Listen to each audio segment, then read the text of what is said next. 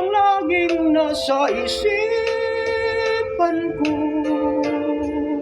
Araw-araw ako'y lumuluha sa mabait kong nagdaan. No'y di na ako umasa pa na mahilig sa